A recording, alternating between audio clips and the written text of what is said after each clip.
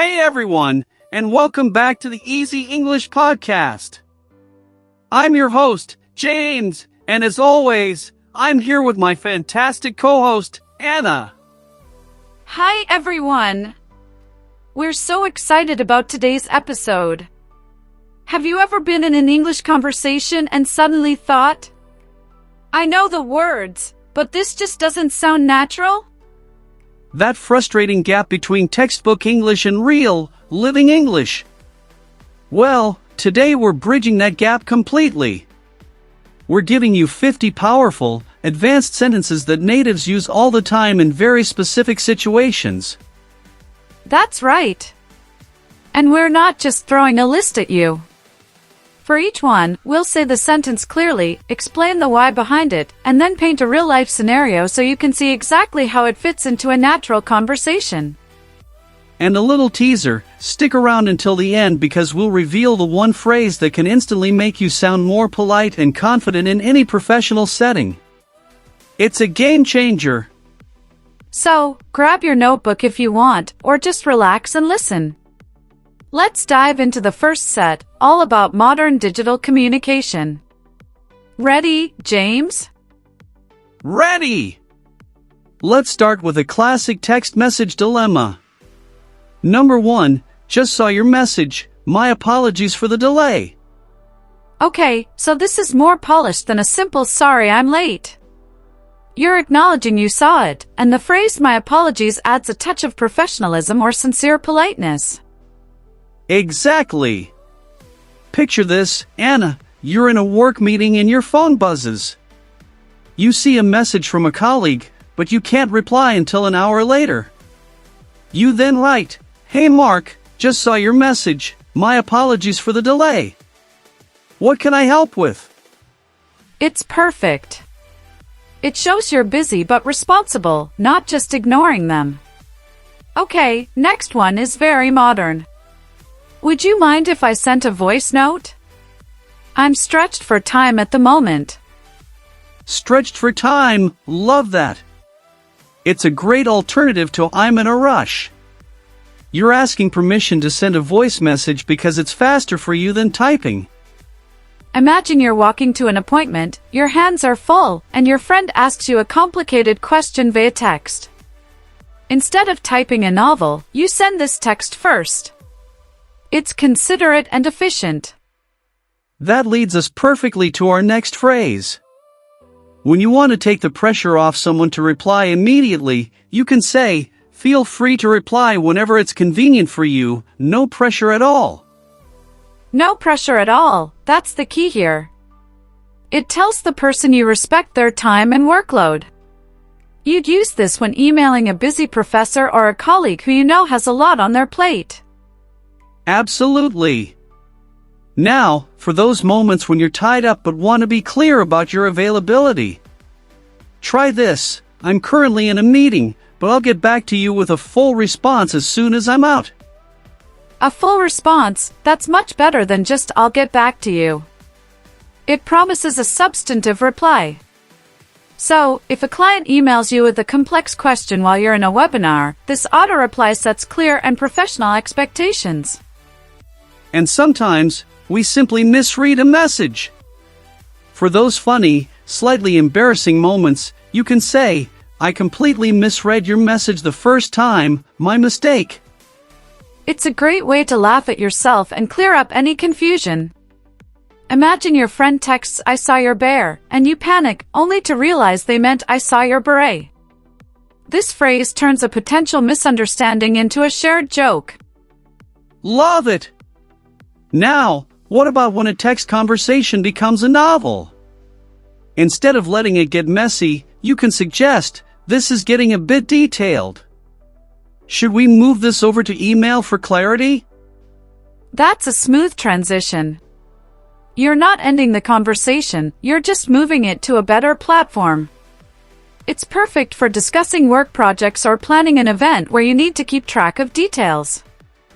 And finally, for this digital set, a crucial one for maintaining good relationships over text. I hope my message didn't come across the wrong way, it's so hard to convey tone in a text. This is your go-to preventative measure. If you send a message that could be read as sarcastic or blunt, following up with this shows emotional intelligence and saves you from potential misunderstandings. It's a real relationship saver. Okay, we've covered how to handle digital conversations smoothly. But what happens when typing just isn't cutting it? This is your go-to preventative measure. If you send a message that could be read as sarcastic or blunt, following up with this shows emotional intelligence and saves you from potential misunderstandings. Exactly. When a text thread becomes a tangled mess of misunderstandings, the best solution is often to just hop on a call. Here's how to suggest that smoothly. I feel like we might be talking in circles here. Would you be open to jumping on a quick call to clear this up?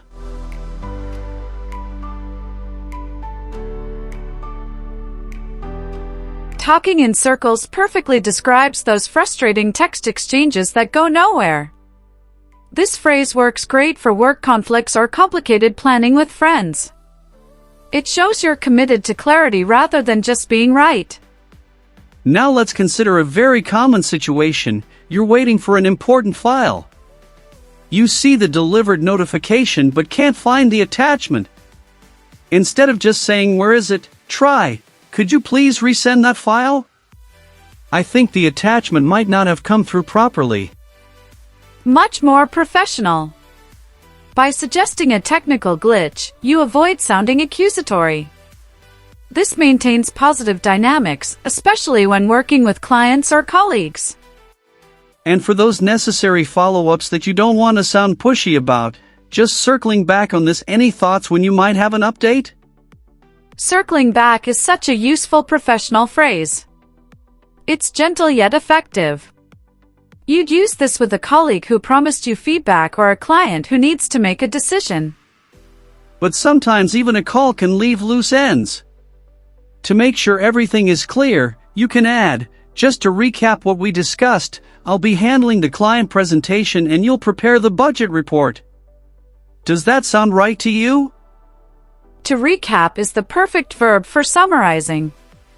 Confirming agreements like this, especially after a call, prevents 90% of future mistakes. It's a brilliant practice.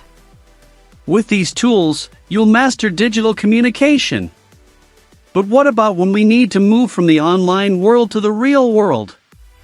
Situations like navigating a crowded international airport. That's the perfect transition.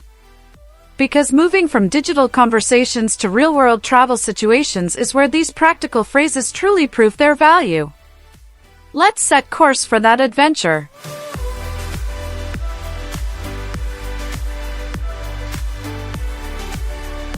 Perfect! Let's start with one of the most common travel situations.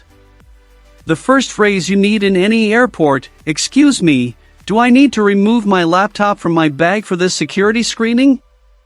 This question saves you time and confusion at security. Using "excuse me" makes it polite, and security screening sounds much more natural than just security. Exactly. Now for navigating a large airport, could you please confirm if this is the correct line for international departures? Could you please confirm is more formal and precise than a simple "Is this the line?" It shows respect toward the employee or person you're asking, which is crucial in a stressful environment like an airport. Let's talk about boarding the plane. An uncomfortable situation we've all experienced. "I'm sorry to bother you, but I believe you might be in my assigned seat. Could I kindly check my boarding pass with you?" This phrase is golden. Starting with "I'm sorry to bother you" completely softens the interaction. You're not accusing, just expressing a possibility and asking for cooperation. Incredibly effective. For those long flights where hydration is key, "Pardon me, do you happen to know if there's a water refill station near this gate?" "Do you happen to know" is a very natural way to ask without demanding. And water refill station is the correct term for those modern fountains where you refill your bottle. Now when you need help with luggage, "Would you mind giving me a hand with this bag? It's a bit heavy for the overhead compartment." Would you mind giving me a hand is the most polite and common way to ask for help. Specifying for the overhead compartment gives context to your request, making it sound more reasonable. And for those inevitable delays, just wanted to give you a heads up that my flight has been delayed, so I'll likely arrive later than expected. Heads up is a fantastic expression meaning advance notice or early warning. It sounds much more natural than I want to inform you in casual conversation. But sometimes we're the cause of minor confusion. If you accidentally stand in the wrong line, my apologies, I didn't realize this was the priority lane. I'll move to the correct line right away. This instant courtesy turns a potentially embarrassing mistake into a simple anecdote. Attitude makes all the difference when traveling. Okay, we've navigated the airport with confidence. But do you know what requires even more specific and careful vocabulary? Of course. Interactions with the little ones. Territory where every word counts. Wonderful! Let's explore language for one of the most rewarding challenges, interacting with children. Our first phrase focuses on encouraging positive communication. Could you use your words to tell me what's wrong instead of shouting, please? This approach validates the child's feelings while guiding them toward better expression. The key is use your words. It's a gentle reminder that promotes emotional intelligence from an early age. Perfect for tense moments. Now for volume control, let's try that again, but this time using our indoor voices, shall we? Indoor voices is the magical term every parent and teacher uses. Making it a collaborative request with shall we encourages cooperation rather than resistance. When you want to celebrate their achievements, I'm so impressed with how you figured that out completely on your own. This specific praise builds genuine confidence. Completely on your own emphasizes their independence and problem-solving ability in a way children truly understand and appreciate. For managing difficult emotions, it's completely okay to feel frustrated, but we need to remember that we don't hit when we're upset. This beautifully separates the emotion from the behavior, validating the feeling while maintaining clear boundaries. It teaches emotional regulation without shaming. When everyone needs a breather, why don't we take a short break and come back to this when we're both feeling calmer? This models emotional awareness and conflict resolution. Using we instead of you makes it a shared responsibility and prevents the child from feeling singled out. To encourage autonomy, would you like some help, or would you prefer to try it on your own first? This gives children agency while keeping support available. It's perfect for tasks like tying shoes or solving puzzles, building both skills and confidence.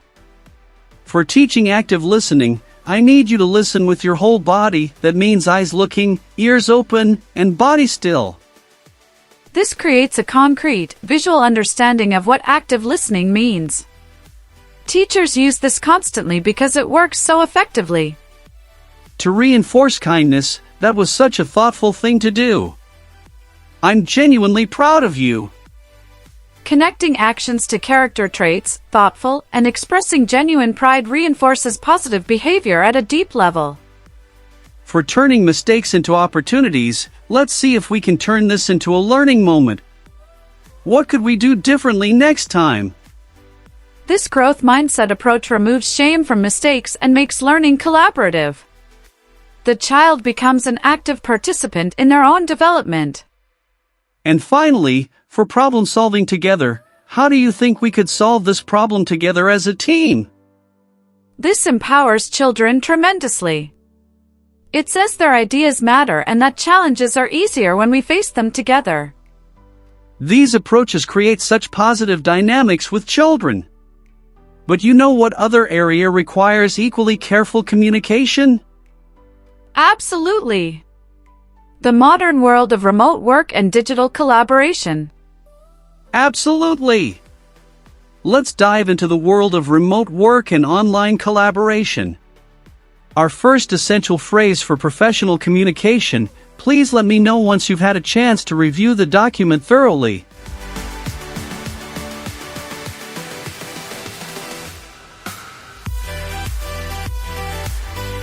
This is much more professional than "Did you read it yet?"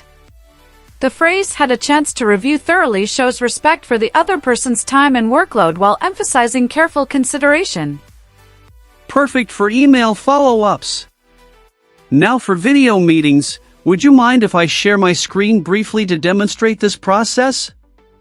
Using "would you mind" and briefly makes this request polite and considerate of everyone's time. It's much better than just suddenly sharing your screen without warning. When you need to share resources during a meeting, I'll drop the relevant links in the chat for everyone's reference. Drop in the chat is the natural modern phrasing. Adding for everyone's reference makes it sound organized and purposeful rather than casual. For gentle follow-ups, I'm just circling back on this matter. Would you be able to provide an update by end of day? This combines professionalism with clear expectations. Circling back is universally understood in business contexts, and specifying by end of day gives a polite but clear deadline.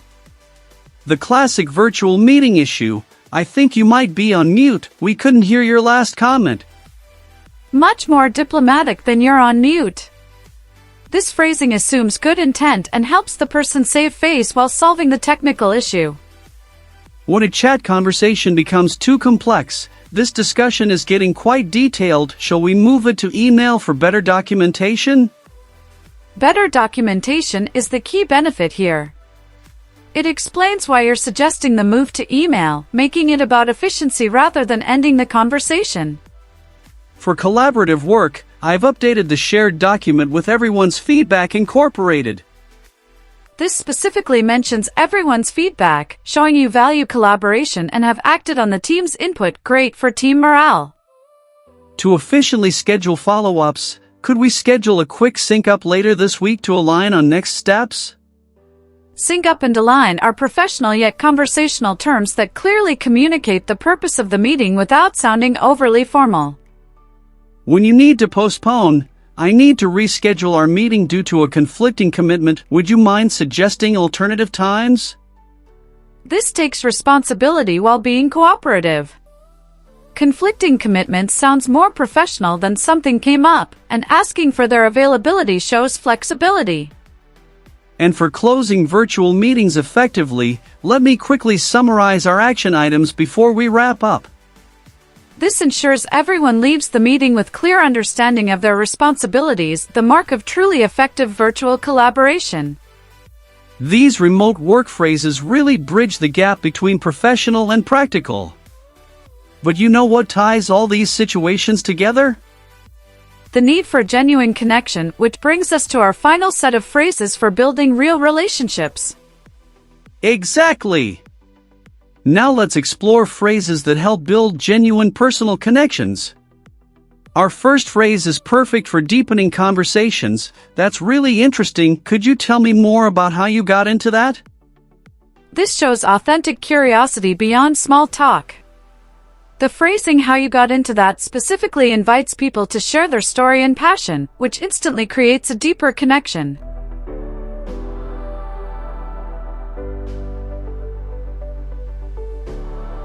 For showing empathy in difficult moments, I can only imagine how challenging that must be. I'm here if you need to talk. This acknowledges their experience without claiming to understand exactly what they're going through. "I can only imagine" is much more genuine than generic sympathy. When you want to give a meaningful compliment, I really admire how you handled that situation. It showed incredible grace under pressure. Specific compliments like this that recognize character rather than appearance or achievements land much more powerfully and feel truly genuine. For maintaining connections over time, I was just thinking about you and wanted to check in. How have things been since we last spoke? This feels warm and spontaneous rather than obligatory. Check-in is the perfect phrase for showing care without being intrusive. When you need to apologize meaningfully, I want to properly apologize for my mistake. What can I do to make things right? This takes full responsibility and shows commitment to repair, not just saying sorry. The offer to make things right demonstrates genuine remorse. For supporting friends' successes, I'm genuinely so happy for your achievement. You've worked incredibly hard for this. Mentioning the hard work behind success shows you've been paying attention and understand what this achievement truly means to them. When navigating disagreements in relationships, I understand we see this differently. Could you help me understand your perspective better? This approach transforms conflict into collaboration. Asking for help understanding shows humility and respect for their viewpoint. For expressing gratitude meaningfully, I don't say this often enough, but I truly appreciate everything you've done for me. Adding "I don't say this often enough" makes the gratitude feel more deliberate and heartfelt, rather than just routine politeness. And our special phrase we promised earlier, the one that works in almost any personal or professional situation, I'd really value your perspective on this. You always have such insightful thoughts. This is magical because it shows respect for their intelligence while making them feel valued. People naturally warm to those who genuinely appreciate their insights. These connection-building phrases are truly powerful.